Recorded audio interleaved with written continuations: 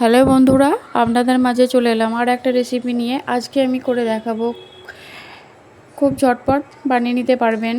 সন্ধ্যাবেলা চায়ের সঙ্গে খেতে দুর্দান্ত লাগে এমন একটা রেসিপি। তো চলুন আজকে আমি রেসিপিটা শুরু করছি, দেখে নিন। আমি এখানে নিয়ে নিয়েছি একটা ডিম, একটা মিক্সিং বোলের মধ্যে ভেঙে নিয়েছি। এরপর আমি এখানে দিয়ে দিলাম 1 চিমটে নুন, আর এরপর আমি এখানে দিয়ে দেব 4 চামচ চিনি। তো এইগুলোকে আমি একটু ফেটিয়ে নেব। এটাকে খুব একটু ভালো করে টাইম নিয়ে ফেটিয়ে নিতে হবে, যতক্ষণ পর্যন্ত না চিনিটা গলে যাচ্ছে। তো দেখুন, এভাবে করে একটু টাইম নিয়ে এটাকে ফেটিয়ে নিতে হবে। বন্ধুরা, এটা বানানো খুবই সহজ, খুব কম উপকরণ দিয়ে আপনারা এটা ঝটপট তৈরি করে নিতে পারবেন, আর খেতেও দুর্দান্ত লাগে।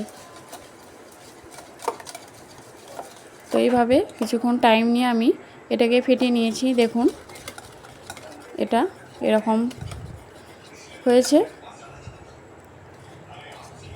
তো এটা আমার ফেটানো হয়ে গেছে। এরপর আমি এখানে দিয়ে দেব 1 বাটি ময়দা।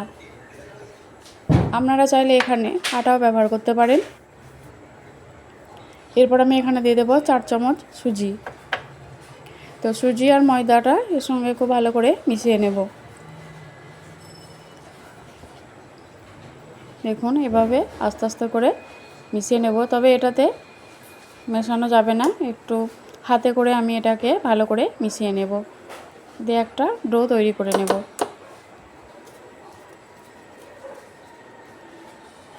তো এটাকে আমি হাত দিয়ে ভালো করে মিশিয়ে নেব।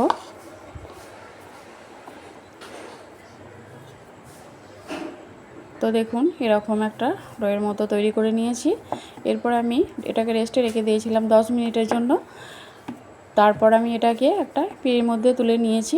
এরপর আমি এটা ছোট ছোট লেচি কেটে নেব। যেভাবে আমরা লুচি বানাই তার থেকে একটু বড় হবে, এরকম ছোট ছোট করে লেচি কেটে নেব। তো সবগুলো লেচি আমার কাটা হয়ে গেছে। এরপর আমি একটা লেচি নিয়ে দেখুন এরকমভাবে হাত দিয়ে একটা পিঁড়ির উপরে এরকম একটু লম্বা করে নেব। যেভাবে আমরা চুষি পিঠা কাটি সেই রকম করেই এটাকে তৈরি করে নিতে হবে। দেখুন এরকমভাবে। তো আবারও এরকমভাবে আর একটা আমি তৈরি করে নেব। দেখুন, এভাবে হাত দিয়ে একটু লম্বা করে নেব। তো দুটোই আমি এভাবে করে লম্বা করে তৈরি করে নিয়েছি। এরপর আমি একটা ছুরি দিয়ে এরকমভাবে কেটে নেব, এরকম সাইজের করে কেটে নেব।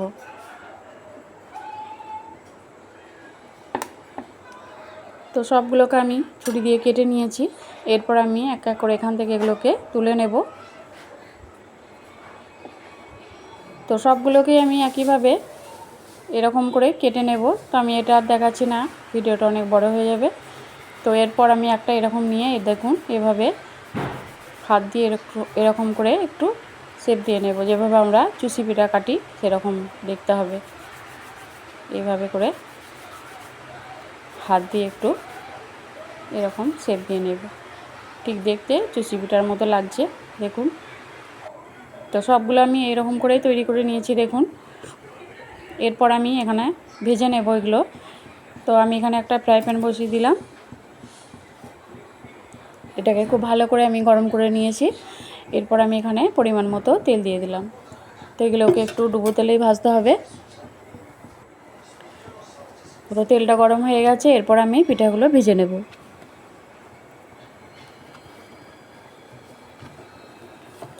তো সবগুলো আমি একবারে দেব না, পরের ব্যাচে আবার বাকিটা ভেজে নেব।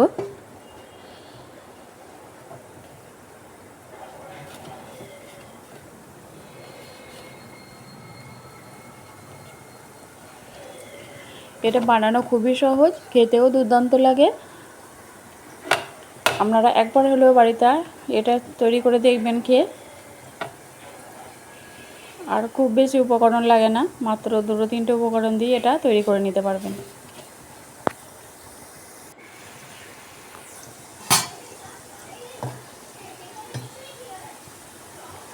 দেখুন, এরকম একটু কালার এসেছে, আর একটু হবে, এটা এখন হয়নি।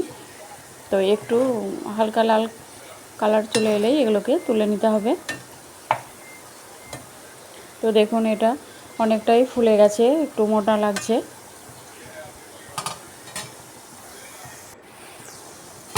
তো এগুলো আমার প্রায় ভাজা হয়ে গেছে, দেখুন এগুলোকে এবার আমি তুলে নেব।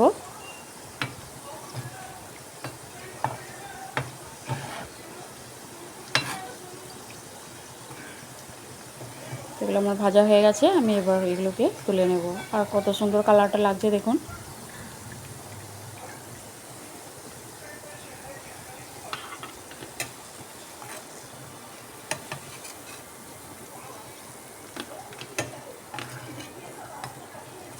তো এগুলো আমার হয়ে গেছে, সবগুলো আমি তুলে নিলাম। পরের ব্যাচে আবার বাকিটা আমি ভেজে নেব।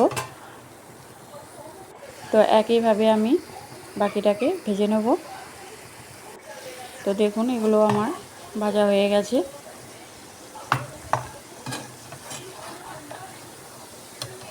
তো সবগুলো আমার ভাজা হয়ে গেছে, আমি সবগুলোকেই তুলে নিলাম প্লেটে।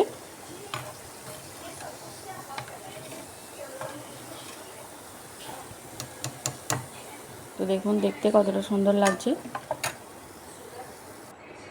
আমি এখানে একটা ডিম আর এক বাটি ময়দা নিয়েছি। আপনারা যদি ময়দার পরিমাণটা বাড়ান তাহলে ডিমের পরিমাণটাও বাড়িয়ে দেবেন। তো দেখুন সবগুলোকে আমি তৈরি করে নিয়েছি, আর একটা ভেঙে দেখাচ্ছি, দেখুন কতটা মুচমুচে হয়েছে, খেতেও দুর্দান্ত। তো রেসিপিটা কেমন লেগেছে আপনারা অবশ্যই জানাবেন। ভালো লাগলে লাইক কমেন্ট শেয়ার করবেন। ভালো থাকবেন।